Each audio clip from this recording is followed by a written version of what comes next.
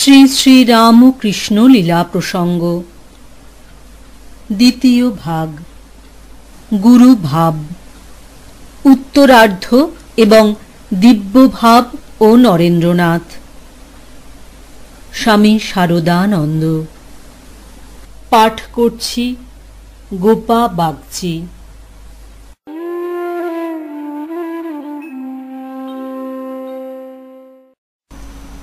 ষষ্ঠ অধ্যায়। ভক্ত সঙ্গে শ্রী রামকৃষ্ণ। গোপালের মার পূর্বকথা। গোপালের মা ঠাকুরকে প্রথম কবে দেখিতে আসেন তাহা ঠিক বলিতে পারি না, তবে 1885 খ্রিস্টাব্দের চৈত্র বা বৈশাখ মাসে দক্ষিণেশ্বরে ঠাকুরের নিকট যখন আমরা তাহাকে প্রথম দেখি, তখন তিনি প্রায় 6 মাস ঠাকুরের নিকট যাতায়াত করিতেছেন ও তাহার সহিত শ্রী ভগবানের বালগোপাল ভাবে অপূর্ব লীলাও চলিতেছে। আমাদের বেশ মনে আছে, সেদিন গোপালের মা শ্রী শ্রী ঠাকুরের দক্ষিণেশ্বরের ঘরের উত্তর পশ্চিম কোণে যে গঙ্গা জলে জ্বালা ছিল, তাহারই নিকটে দক্ষিণ পূর্বাশ্র হইয়া অর্থাৎ ঠাকুরের দিকে মুখ করিয়া বসিয়াছিলেন। বয়স প্রায় 60 বৎসর হইলেও বুঝিতে পারা কঠিন, কারণ বৃদ্ধার মুখে বালিকার আনন্দ। আমাদের পরিচয় পাইয়া বলিলেন, তুমি গির ছেলে? তুমি তো আমাদের গো। উমা, গির ছেলে আবার ভক্ত হয়েছে। গোপাল এবার আর কাউকে বাকি রাখবে না, এক এক করে সবাইকে টেনে নেবে। তা বেশ, পূর্বে তোমার সহিত মাইক সম্বন্ধ ছিল, এখন আবার তার চেয়ে অধিক নিকট সম্বন্ধ হলো, ইত্যাদি। সে আজ 24 বৎসরের কথা। গোপালের মা ঠাকুরকে প্রথম দর্শন 1884 খ্রিস্টাব্দের অগ্রহায়ণ। আকাশ যতদূর পরিষ্কার ও উজ্জ্বল হইতে হয়। এ বৎসর আবার কার্তিকের গোড়া থেকেই শীতের একটু আমেজ দেয়, আমাদের মনে আছে। এই নাতিশীতোষ্ণ হেমন্তেই বোধহয় গোপালের মা শ্রী শ্রী রামকৃষ্ণদেবের প্রথম দর্শন লাভ করেন। পটলডাঙ্গার গোবিন্দচন্দ্র দত্তের কামারহাটিতে গঙ্গা তীরে যে ঠাকুরবাটি ও বাগান আছে, সেখান হইতে নৌকায় করিয়া তাহারা ঠাকুরকে দেখিতে আসেন। তাহারা বলিতেছি, কারণ গোপালের মা সেদিন একাকী আসেন নাই। উক্ত উদ্যান স্বামীর বিধবা পত্নী কামিনী নাম্নী তাহার একটি দূর সম্পর্কীয়া আত্মীয়ার সহিত গোপালের মা সঙ্গে আসিয়াছিলেন। শ্রী শ্রী রামকৃষ্ণ দেবের নাম তখন কলিকাতায় অনেকের নিকটেই পরিচিত। ইহারাও এক অলৌকিক ভক্ত সাধুর কথা শুনিয়া অবধি তাহাকে দর্শন করিবার জন্য লালায়িত ছিলেন। কার্তিক মাসে শ্রী বিগ্রহের নিয়ম সেবা করিতে হয়, সেজন্য গোবিন্দবাবুর পত্নী বা গিন্নি ঠাকুরানী ওই সময়ে কামারহাটির উদ্যানে প্রতি বৎসর বাস করিয়া স্বয়ং উক্ত সেবার তত্ত্বাবধান করিতেন। কামারহাটি হইতে দক্ষিণেশ্বর আবার 2-3 মাইল মাত্র হইবে, অতএব আসিবার বেশ সুবিধা। কামারহাটির গিন্নি এবং গোপালের মাও সেই সুযোগে রানী রাসমণির কালীবাটিতে উপস্থিত হন। ঠাকুর সেদিন ইহাদের সাদরে স্বগৃহে বসাইয়া ভক্তিতত্ত্বের অনেক উপদেশ দেন ও ভজন গাহিয়া শোনান এবং পুনরায় আসিতে বলিয়া বিদায় দেন। আসিবার কালে গিন্নি শ্রী শ্রী রামকৃষ্ণ দেবকে তাহার কামারহাটির ঠাকুরবাটিতে পদধূলি দিবার জন্য নিমন্ত্রণ করিলেন। ঠাকুরও সুবিধা মতো একদিন যাইতে প্রতিশ্রুত হইলেন। বাস্তবিক ঠাকুর সেদিন গিন্নির ও গোপালের মার অনেক প্রশংসা করিয়াছিলেন। বলিয়াছিলেন, আহা, চোখ মুখে কি ভাব! ভক্তি প্রেমে যেন ভাসছে, প্রেমময় চক্ষু। নাকের তিলকটি পর্যন্ত সুন্দর, অর্থাৎ তাহাদের চাল চলন বেশভূষা ইত্যাদিতে ভিতরের ভক্তিভাবই যেন ফুটিয়া বাহির হইতেছে, অথচ লোক দেখানো কিছুই নাই। পটলডাঙ্গার গোবিন্দচন্দ্র দত্ত। পটলডাঙ্গার গোবিন্দচন্দ্র দত্ত কলিকাতার কোনো এক বিখ্যাত সওদাগরি আপিসে মুৎসদ্দি ছিলেন। সেখানে কার্যদক্ষতা ও উদ্যমশীলতায় অনেক সম্পত্তির অধিকারী হন। কিন্তু কিছুকাল পরে পক্ষাঘাতে রোগে আক্রান্ত হইয়া অকর্মণ্য হইয়া পড়েন। তাহার একমাত্র পুত্র উহার পূর্বেই মৃত্যু মুখে পতিত হইয়াছিল। থাকিবার মধ্যে ছিল দুই কন্যা, ভূত ও নারায়ণ, এবং তাহার সন্তান সন্ততি। এদিকে বিষয় নিতান্ত অল্প নহে। কাজেই শেষ জীবনে গোবিন্দবাবুর ধর্মালোচনা ও পুণ্যকর্মেই কাল কাটিত। বাটিতে রামায়ণ মহাভারতাদি কথা দেওয়া, কামারহাটির বাগানে শ্রী শ্রী রাধাকৃষ্ণ বিগ্রহ সমারোহে স্থাপন করা, ভাগবতাদি শাস্ত্রের পারায়ণ, স্বস্তিক তুলাদণ্ডের অনুষ্ঠান করিয়া ব্রাহ্মণ দরিদ্র প্রভৃতিকে দান ইত্যাদি অনেক সৎকার্য তিনি করিয়া যান। বিশেষত আবার কামারহাটির বাগানে শ্রী বিগ্রহের পূজাপলক্ষে তখন 12 মাসে 13 পার্বণ লাগিয়াই থাকিত, এবং অতিথি অভ্যাগত দীন দরিদ্র সকলকেই শ্রী শ্রী রাধাকৃষ্ণ জিউর প্রসাদ অকাতরে বিতরণ করা হইত। তাহার ভক্তিমতী পত্নী গোবিন্দবাবুর মৃত্যুর পরে তাহার সতী সাধ্যের অমনীয় শ্রী বিগ্রহের ঐরূপ সমারোহ সেবা অনেক দিন পর্যন্ত চালাইয়া আসিতেছিলেন। পরে নানা কারণে বিষয়ের অধিকাংশ নষ্ট হইল। তজ্জন্য শ্রী বিগ্রহের সেবার যাহাতে ত্রুটি না হয় তদ্বিষয়ে লক্ষ্য রাখিবার জন্যই গোবিন্দবাবুর গৃহিণী এখন স্বয়ং এখানে থাকিয়া ওই বিষয়ে তত্ত্বাবধানে নিযুক্তা থাকিতেন। গিন্নি সেকেলে মেয়ে, জীবনের শোকতাপও ঢের পাইয়াছেন, কাজেই ধর্মানুষ্ঠানেই শান্তি একথা হাড়ে হাড়ে বুঝিয়াছিলেন। কিন্তু তবু পোড়া মায়া কি সহজে ছাড়ে?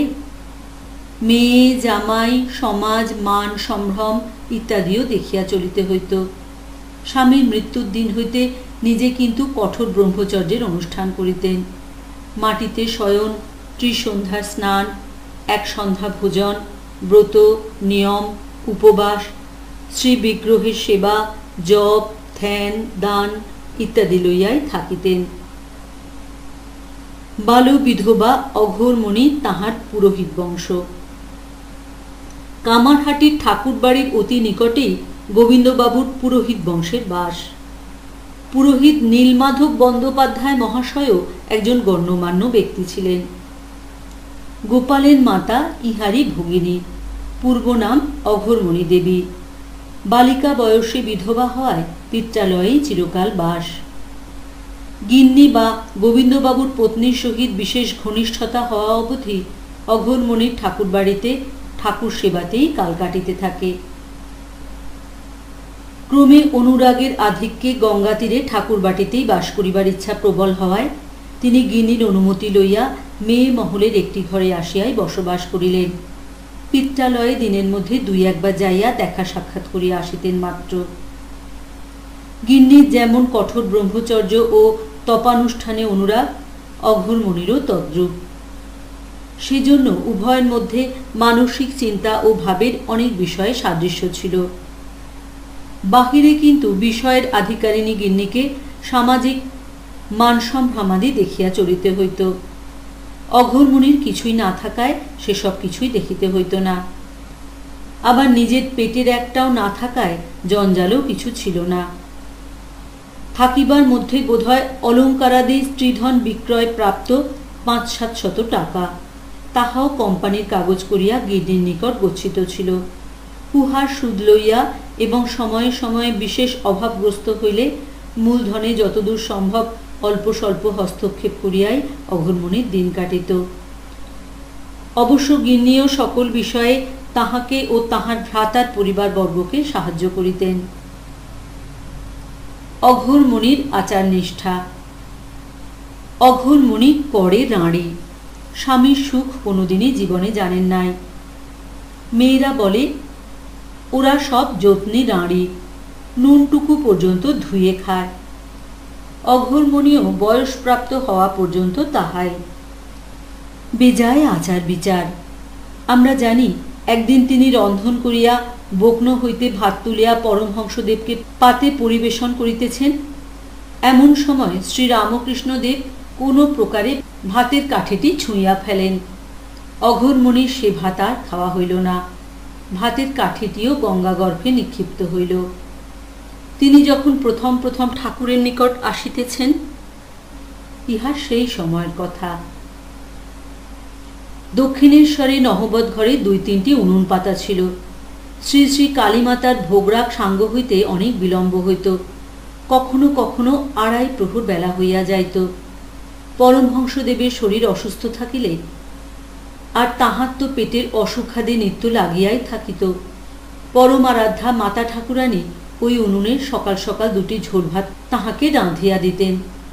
যে সকল ভক্তেরা ঠাকুরের নিকট মধ্যে মধ্যে রাত্রি যাপন করিতেন, তাহাদের নিমিত্ত ডাল রুটি ওই উনানে তৈয়ারি হইত।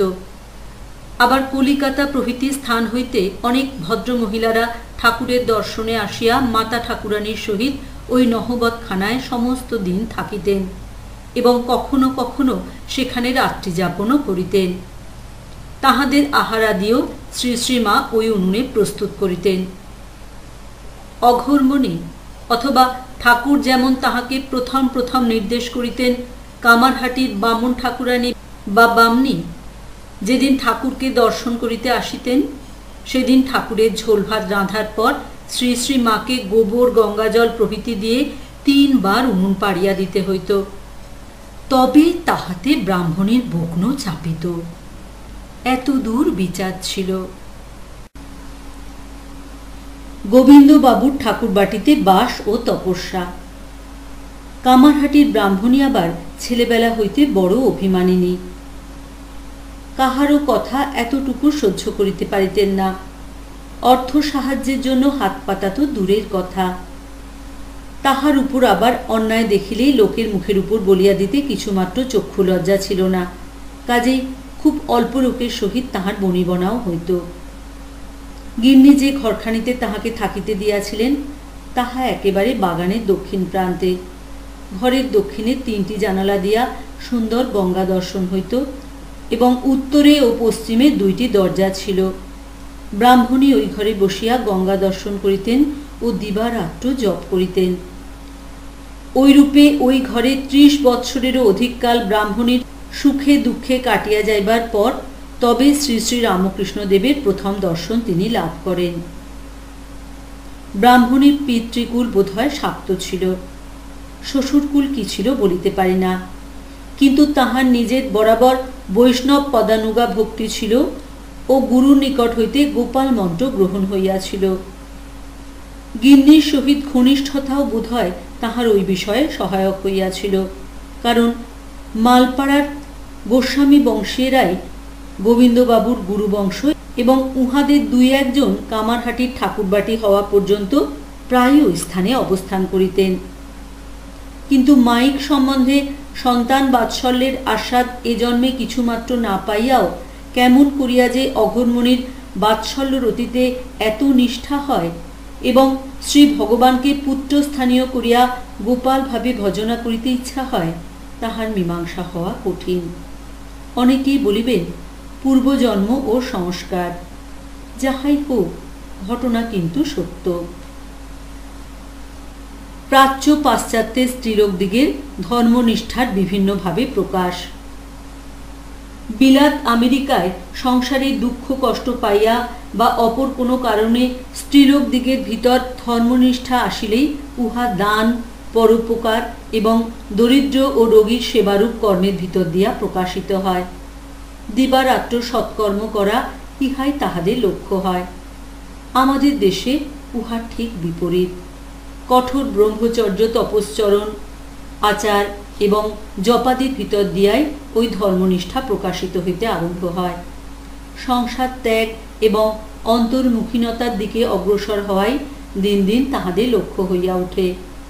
বিশেষত শ্রী ভগবানের এ জীবনে দর্শন লাভ করা জীবের সাধ্য এবং উহাতে যথার্থ শান্তি, এই কথা এদেশের জলবায়ুতে বর্তমান থাকিয়া স্ত্রী পুরুষের অস্থিমজ্জায় পর্যন্ত প্রবিষ্ট হইয়া রহিয়াছে। কাজেই কামারহাটির ব্রাহ্মণীর একান্তবাস ও তপশ্চরণ অন্য দেশের আশ্চর্যের বিষয় হইলেও এ দেশে সহজ ভাব। প্রথম দর্শনের দিন হইতেই কামারহাটির ব্রাহ্মণী শ্রী শ্রী রামকৃষ্ণদেবের দ্বারা বিশেষ রূপে আকৃষ্ট হন। কেন, কি কারণে এবং উহা কতদূর গড়াইবে, সে কথা অবশ্য কিছুই অনুভব করিতেও পারেন নাই। কিন্তু ইনি বেশ লোক, যথার্থ সাধুভক্ত এবং ইহার নিকট পুনরায় সময় পাইলেই আসিব, এইরূপ ভাবে কেমন একটা অব্যক্ত টানের উদয় হইয়াছিল। গিন্নিও ঐরূপ অনুভব করিয়াছিলেন, কিন্তু পাছে সমাজে নিন্দা করে এই ভয়ে আর আসিয়াছিলেন কিনা সন্দেহ। তাহার উপর মেয়ে জামাইয়ের জন্য তাহাকে অনেককাল আবার পটল ডাঙ্গার বাটিতেও কাটাইতে হইত। সেখান হইতে দক্ষিণেশ্বর অনেক দূর, এবং আসিতে হইলে সকলকে জানাইয়া সাজ সরঞ্জাম করিয়া আসিতে হয়। কাজেই আর বড় একটা আশা হইত না। অঘোরমণির ঠাকুরকে দ্বিতীয়বার দর্শন। ব্রাহ্মণের ওসব ঝঞ্ঝাট তো নাই। কাজেই প্রথম দর্শনের অল্পদিন পরে জপ করিতে করিতে ঠাকুরের নিকট আসিবার ইচ্ছা হইবা মাত্র 2-3 পয়সা দেদর সন্দেশ কিনিয়া লইয়া দক্ষিণেশ্বরে আসিয়া উপস্থিত। ঠাকুর তাহাকে দেখিবা মাত্র বলিয়া উঠিলেন, এসেছ? আমার জন্য কি এনেছ দাও। গোপালের মা বলেন, আমি তো একেবারে ভেবে অজ্ঞান, কেমন করে সে রঘু সন্দেশ বার করি। একে কত লোকে কত কি ভালো ভালো জিনিস এনে খাওয়াচ্ছে, আবার তাই ছাই কি আমি আসবা মাত্র খেতে চাওয়া। ভয়ে লজ্জায় কিছু না বলিতে পারিয়া সেই সন্দেশগুলি বাহির করিয়া দিলেন। ঠাকুরও উহা মহা আনন্দ করিয়া খাইতে খাইতে বলিতে লাগিলেন, তুমি পয়সা খরচ করে সন্দেশ আনো কেন? নারকেল নাড়ু করে রাখবে, তাই দুটো একটা আসবার সময় আনবে। না হয় যা তুমি নিজের হাতে রাঁধবে, লাউ শাক চচ্চড়ি, আলু বেগুন বড়ি দিয়ে সজনে খাড়ার তরকারি, তাই নিয়ে আসবে। তোমার হাতে রান্না খেতে বড় স্বাদ হয়। গোপালের মা বলেন, ধর্মকর্মের কথা দূরে গেল, এইরূপে কেবল খাবার কথাই হতে লাগলো। আমি ভাবতে লাগলুম, ভালো সাধু দেখতে এসেছি, কেবল খাই খাই, কেবল খাই খাই।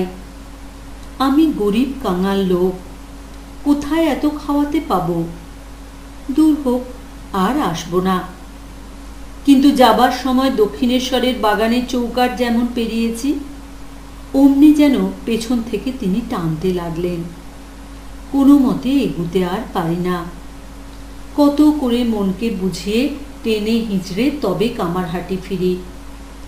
ইহার কয়েকদিন পরেই আবার কামারহাটির ব্রাহ্মণী চচ্চড়ি হাতে করিয়া 3 মাইল হাঁটিয়া পরমহংসদেবের দর্শনে উপস্থিত। ঠাকুরও পূর্বের ন্যায় আসিবা মাত্র উহা চাহিয়া খাইয়া, আহা কি রান্না, যেন সুধা সুধা বলিয়া আনন্দ করিতে লাগিলেন। গোপালের মা সে আনন্দ দেখিয়া চোখে জল আসিল। ভাবিলেন, তিনি গরিব কাঙাল বলিয়া তাহার এই সামান্য জিনিসে ঠাকুর এত বড়াই করিতেছেন। এইরূপে 2-4 মাস ঘন ঘন দক্ষিণেশ্বরে যাতায়াত হইতে লাগিল। যেদিন যা রাঁধেন ভালো লাগিলেই তাহা পরের বারে ঠাকুরকে দেখিতে আসিবার সময় ব্রাহ্মণী কামারহাটি হইতে লইয়া আসেন। ঠাকুরও তাহা কত আনন্দ করিয়া খান। আবার কখনো বা কোনো সামান্য জিনিস, যেমন শুশনি শাক সরসরি, কলমি শাক চচ্চড়ি ইত্যাদি আনিবার জন্য অনুরোধ করেন।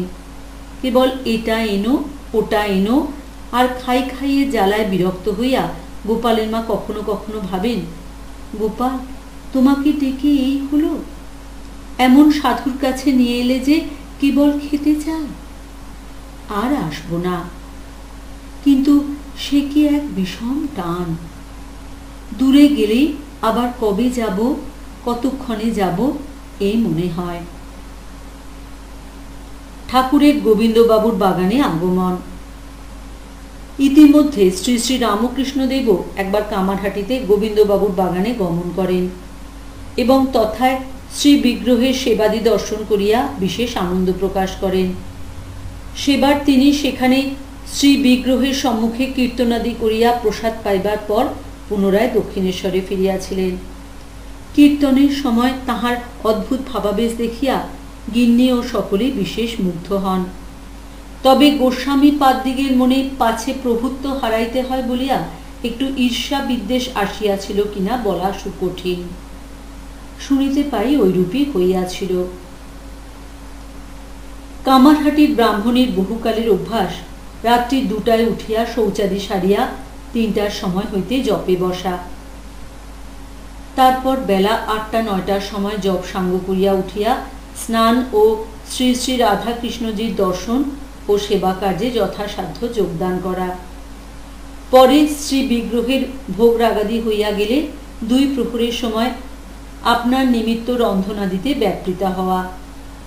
পরে আহারান্তে একটু বিশ্রাম করিয়াই পুনরায় জপে বসা ও সন্ধ্যায় আরতি দর্শন করিবার পর পুনরায় অনেক রাত্রি পর্যন্ত জপে কাটানো। পরে একটু দুধ পান করিয়া কয়েক ঘণ্টা বিশ্রাম। স্বভাবতই তাহার বায়ু প্রধান ধাত ছিল। নিদ্রা অতি অল্পই হইত। কখনো কখনো বুক ধড়ফড় ও প্রাণ কেমন কেমন করিত। ঠাকুর শুনিয়া বলেন, ও তোমার হরিবাই, ওটা গেলে কি নিয়ে থাকবে? যখন ওরূপ হবে তখন কিছু খেও। অঘোরমণির অলৌকিক বালগোপাল মূর্তি দর্শনে অবস্থা। 1884 খ্রিস্টাব্দ। শীত ঋতু অপগত হইয়া কুসুমাকর সরস বসন্ত আসিয়া উপস্থিত। পত্র পুষ্প গীতিপূর্ণ বসুন্ধরা এক অপূর্ব উন্মত্ততায় জাগরিত। ওই উন্মত্ততার ইতর বিশেষ নাই, আছে কিন্তু জীবের প্রবৃত্তির।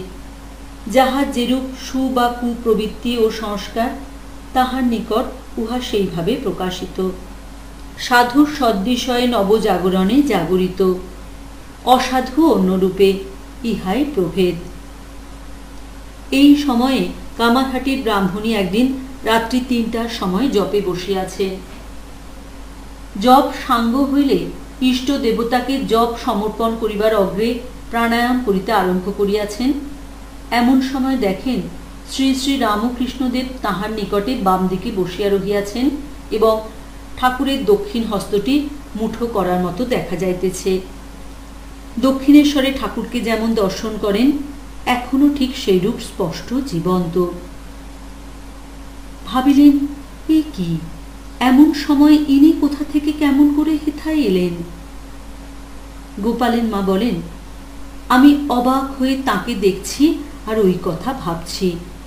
এদিকে গোপাল, অর্থাৎ শ্রী শ্রী রামকৃষ্ণদেবকে তিনি গোপাল বলিতেন, বসে মুচকে মুচকে হাসছে।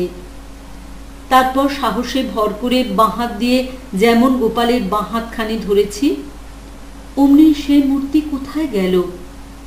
আর তার ভিতর থেকে 10 মাসের সত্যকার গোপাল হাত দিয়া দেখাইয়া এত বড় ছেলে বেরিয়ে হামা দিয়ে এক হাত তুলে আমার মুখপানে চেয়ে, সে কি রূপ আর কি চাউনি! বললে, মা ননি দাও। আমি তো দেখে শুনে একেবারে অজ্ঞান। সে এক চমৎকার কারখানা। চিৎকার করে কেঁদে উঠলুম। সে তো এমন চিৎকার নয়, বাড়িতে জনমানব নেই তাই, নইলে লোক জড়ো হতো। কেঁদে বললুম, বাবা, আমি দুঃখিনী, কাঙালিনী, আমি তোমাকে কি খাওয়াবো? ননি ঘি কোথা পাবো বাবা? কিন্তু সে অদ্ভুত গোপাল কি তা শোনে? কেবল খেতে দাও বলে। কি করি? কাঁদতে কাঁদতে উঠে শিকে থেকে শুকনো নারকেল নাড়ু পেড়ে হাতে দিলুম ও বললুম, বাবা গোপাল, আমি তোমাকে এই কদর্য জিনিস খেতে দিলুম বলে আমাকে যেন ওইরূপ খেতে দিও না। ওই অবস্থায় দক্ষিণেশ্বরে ঠাকুরের নিকট আগমন। তারপর জপ সেদিন আর কি করে? গোপাল এসে কোলে বসে মালা কেড়ে নেয়, কাঁধে চড়ে ঘরময় ঘুরে বেড়ায়। যেমন সকাল হলো অমনি পাগলিনীর মতো ছুটে দক্ষিণেশ্বরে গিয়ে পড়লুম। গোপালও কোলে উঠে চলল, কাঁধে পাঁথা রেখে, এক হাত গোপালের পাছায় ও এক হাত পিঠে দিয়ে বুকে ধরে সমস্ত পথ চললুম। স্পষ্ট দেখতে লাগলুম গোপালের লাল টুকটুকে পাদুখানি আমার বুকের উপর ঝুলছে। অঘোরমণি যেদিন ঐরূপে সহসা নিজ উপাস্য দেবতার দর্শন লাভে ভাবে প্রেমে উন্মত্তা হইয়া কামারহাটির বাগান হইতে হাঁটিতে হাঁটিতে দক্ষিণেশ্বরে ঠাকুরের নিকট প্রত্যুষে আসিয়া উপস্থিত হন, সেদিন সেখানে আমাদের পরিচিতা অন্য একটি স্ত্রীভক্ত উপস্থিত ছিলেন। তাহার নিকট হইতে আমরা যাহা শুনিয়াছি তাহাই এখন আমরা পাঠককে বলিব। তিনি বলেন, আমি তখন ঠাকুরের ঘরটি ঝাঁটপাট দিয়ে পরিষ্কার করছি। বেলা 7টা কি 7:30 হবে। এমন সময় শুনতে পেলুম বাহিরে কে গোপাল গোপাল বলে ডাকতে ডাকতে ঠাকুরের ঘরের দিকে আসছে। গলার আওয়াজটা পরিচিত। ক্রমেই নিকট হতে লাগলো। চেয়ে দেখি গোপালের মা, এলো থেলো পাগলের মতো, দুই চক্ষু যেন কপালে উঠেছে, আঁচলটা ফুঁয়ে লুটুচ্ছে, কিছুতেই যেন ভ্রুক্ষেপ নাই। এমনি ভাবে ঠাকুরের ঘরে পূর্ব দিককার দরজাটা দিয়ে ঢুকছে। ঠাকুর তখন ঘরের ভিতর ছোট তক্তাপোষখানির উপর বসিয়াছিলেন। গোপালের মাকে ওইরূপ দেখে আমি তো একেবারে হাঁ হয়ে গেছি। এমন সময় তাকে দেখে ঠাকুরেরও ভাব হয়ে গেল। ইতোমধ্যে গোপালের মা এসে ঠাকুরের কাছে বসে পড়ল এবং ঠাকুরও ছেলের মতো তার কোলে গিয়ে বসলেন। গোপালের মা দুই চোখে তখন দরদর করে জল পড়ছে, আর যে ক্ষীর সর ননি এনেছিল তাই ঠাকুরের মুখে তুলে খাইয়ে দিচ্ছে।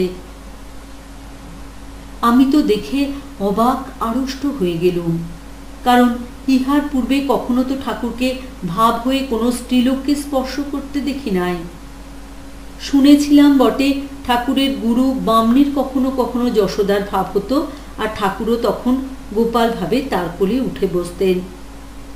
যা হোক, গোপালের মার ওই অবস্থা আর ঠাকুরের ভাব দেখে আমি তো একেবারে আড়ষ্ট। কতক্ষণ পরে ঠাকুরের সে ভাব থামল এবং তিনি আপনার চৌকিতে উঠে বসলেন। গোপালের মার কিন্তু সে ভাব আর থামে না। আনন্দে আটখানা হয়ে দাঁড়িয়ে উঠে ব্রহ্মা নাচে, বিষ্ণু নাচে ইত্যাদি পাগলের মতো বলে, আর ঘরময় নেচে নেচে বেড়ায়। ঠাকুর তাই দেখে হেসে আমাকে বললেন, দেখ দেখ, আনন্দে ভরে গেছে, ওর মনটা এখন গোপাল লোকে চলে গেছে। বাস্তবিকই ভাবে গোপালের মার অযুত দর্শন হতো। ও যেন আর এক মানুষ হয়ে যেত। আর একদিন খাবার সময় ভাবে প্রেমে গদগদ হয়ে আমাদের সকলকে গোপাল বলে নিজের হাতে ভাত খাইয়ে দিয়েছিল।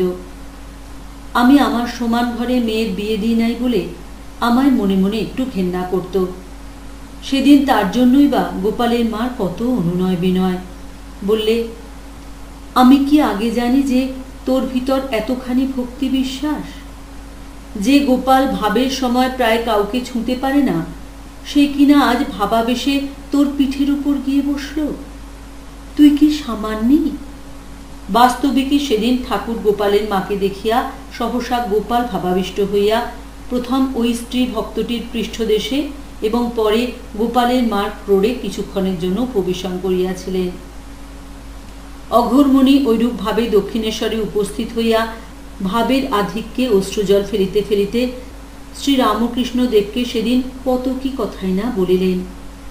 এই যে গোপাল আমার কোলে, ওই তোমার ভিতরে ঢুকে গেল, ওই আবার বেরিয়ে এলো, আয় বাবা, দুঃখিনী মায়ের কাছে আয়, ইত্যাদি বলিতে বলিতে দেখিলেন চপল গোপাল কখনো বা ঠাকুরের অঙ্গে মিশাইয়া গেল, আবার কখনো বা উজ্জ্বল বালক মূর্তিতে তাহার নিকটে আসিয়া অদৃষ্টপূর্ব বাল্যলীলা তরঙ্গ তুফান তুলিয়া তাহাকে বাহ্য জগতের কঠোর শাসন নিয়ম প্রভৃতি সমস্ত ভুলাইয়া দিয়া একেবারে আত্মহারা করিয়া ফেলিল।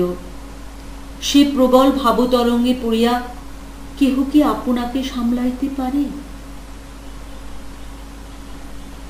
ঠাকুরের ওই অবস্থা দুর্লভ বলিয়া প্রশংসা করা এবং তাহাকে শান্ত করা। অদ্য হইতে অঘোরমণি বাস্তবিকই গোপালের মা হইলেন এবং ঠাকুরও তাহাকে ওই নামে ডাকিতে লাগিলেন। শ্রী শ্রী রামকৃষ্ণদেব গোপালের মার ঐরূপ অপরূপ অবস্থা দেখিয়া কত আনন্দ প্রকাশ করিলেন। শান্ত করিবার জন্য তাহার বুকে হাত বুলাইয়া দিলেন এবং ঘরে যত কিছু ভালো ভালো খাদ্য সামগ্রী ছিল সেসব আনিয়া তাহাকে খাওয়াইলেন। খাইতে খাইতেও ভাবের ঘোরে ব্রাহ্মণী বলিতে লাগিল, বাবা গোপাল, তোমার দুঃখিনী মা এ জন্মে বড় কষ্টে কাল কাটিয়েছে। টেকো ঘুরিয়ে সুতো কেটে পইতে করে বেচে দিন কাটিয়েছে, তাই বুঝি এত যত্ন আজ করছো? ইত্যাদি। সমস্ত দিন কাছে রাখিয়া স্নানাহার করাইয়া কথঞ্চিত শান্ত করিয়া সন্ধ্যার কিছু পূর্বে শ্রীরামকৃষ্ণদেব গোপালের মাকে কামারহাটি পাঠাইয়া দিলেন। ফিরিবার সময় ভাবাদৃষ্ট বালক গোপালও পূর্বের ন্যায় ব্রাহ্মণের কোলে চাপিয়া চলিল। ঘরে ফিরিয়া গোপালের মা পূর্বাভ্যাসে জপ করিতে বসিলেন। কিন্তু সেদিন আর কি জপ করা যায়? যাহার জন্য জপ, যাহাকে এতকাল ধরিয়া ভাবা, সে যে সম্মুখে নানা রঙ্গ নানা আবদার করিতেছে।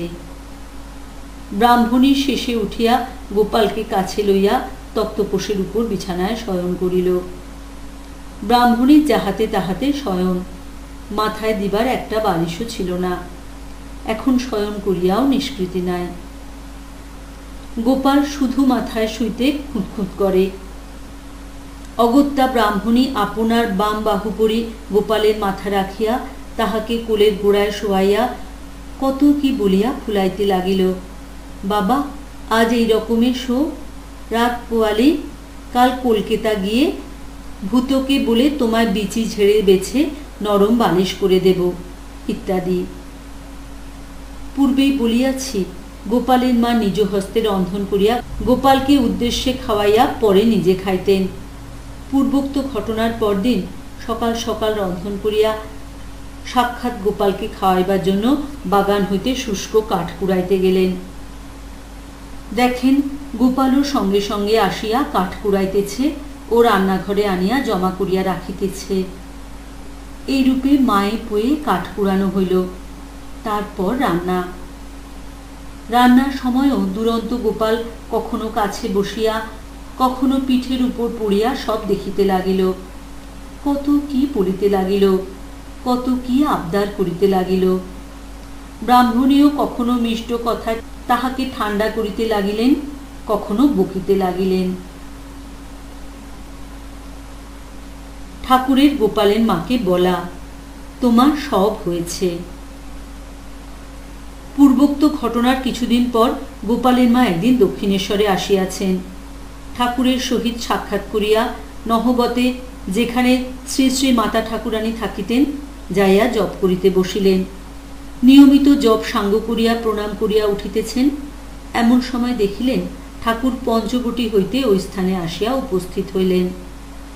ঠাকুর গোপালের মাকে দেখিতে পাইয়া বলিলেন, তুমি এখনো অত জপ করো কেন? তোমার তো খুব হয়েছে। গোপালের মা বলিলেন, জপ করব না? আমার কি সব হয়েছে? ঠাকুর বলিলেন, সব হয়েছে। গোপালের মা বলিলেন, সব হয়েছে? ঠাকুর বলিলেন, হ্যাঁ, সব হয়েছে।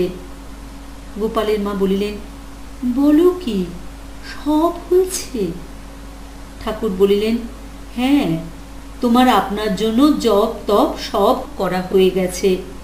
তবে নিজের শরীর দেখাইয়া এই শরীরটা ভালো থাকবে বলে ইচ্ছা হয় তো করতে পারো। গোপালের মা বলিলেন, তবে এখন থেকে যা কিছু করব সব তোমার তোমার তোমার। এই ঘটনার উল্লেখ করিয়া গোপালের মা কখনো কখনো আমাদিগকে বলিতেন, গোপালের মুখে ওই কথা সেদিন শুনে থলিমালা সব গঙ্গায় ফেলে দিয়েছিলুম। গোপালের কল্যাণের জন্য পরেই জপ করতুম। তারপর অনেক দিন বাদে আবার একটা মালা নিলুম। ভাবলুম একটা কিছু তো করতে হবে, 24 ঘন্টা করি কি? তাই গোপালের কল্যাণে মালা ফেরাই। এখন হইতে গোপালের মার জপ তপ সব শেষ হইল। দক্ষিণেশ্বরে শ্রী শ্রী রামকৃষ্ণ দেবের নিকট ঘন ঘন আসা যাওয়া বাড়িয়া গেল। ইতঃপূর্বে তাহার যে এত খাওয়া দাওয়ার আচার নিষ্ঠা ছিল, সে সব এই মহাভাবতরঙ্গে পড়িয়া দিন দিন কোথায় ভাসিয়া যাইতে লাগিল। গোপাল তাহার মন প্রাণ এককালে অধিকার করিয়া বসিয়া কত রূপে তাহাকে যে শিক্ষা দিতে লাগিলেন, তাহার ইয়ত্তা নাই। আর নিষ্ঠাই বা রাখেন কি করিয়া? গোপাল যে যখন তখন খাইতে চায়, আবার নিজে খাইতে খাইতে মার মুখে গুজিয়া দেয়। তাহা কি ফেলিয়া দেওয়া যায়? আর ফেলিয়া দিলে সে যে কাঁদে। ব্রাহ্মণী এই অপূর্ব ভাবতরঙ্গে পড়িয়া অবধি বুঝিয়াছিলেন যে উহা শ্রী শ্রী রামকৃষ্ণ দেবেরই খেলা, এবং শ্রী শ্রী রামকৃষ্ণ দেবী তাহার নবীন নীরদ শ্যাম নীলেন্দি বড়লোচন গোপাল রূপী শ্রী রামকৃষ্ণ। কাজেই তাহাকে রাঁধিয়া খাওয়ানো, তাহার প্রসাদ খাওয়া ইত্যাদিতে আর দ্বিধা রহিল না। এই রূপে অনবরত 2 মাস কাল কামারহাটির ব্রাহ্মণী গোপাল রূপী শ্রীকৃষ্ণকে দিবারাত্র বুকে পিঠে করিয়া একসঙ্গে বাস করিয়াছিলেন। ভাবরাজ্যে এইরূপ দীর্ঘকাল বাস করিয়া চিন্ময় নাম, চিন্ময় ধাম, চিন্ময় শ্যাম এর প্রত্যক্ষ উপলব্ধি ও দর্শন মহাভাগ্যবানেরই সম্ভবে।